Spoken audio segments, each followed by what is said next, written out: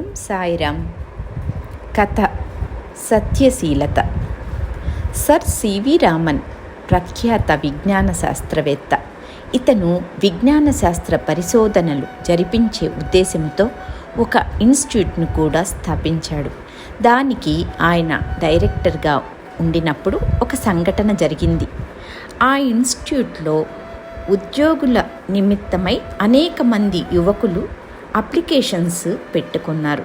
వారందరినీ ఇంటర్వ్యూకు పిలిచారు. ఇంటర్వ్యూకు ఒక యువకుడు వచ్చాడు. అతను ఇంటర్వ్యూలో అడిగిన ప్రశ్నలకు సరి అయిన సమాధానం చెప్పలేకపోయాడు. అతనితో సివి రామన్, అబ్బాయి, నీవు ఉద్యోగం మీద ఎటువంటి ఆశ పెట్టుకోవద్దు, వేరే ప్రయత్నం చేసుకో, నీకు రావాల్సిన రైల్వే ఛార్జెస్ తీసుకొని వెళ్ళు అని ఎంతో మంచిగా చెప్పాడు. ఆ విద్యార్థి ఎంతో నిస్పృహతో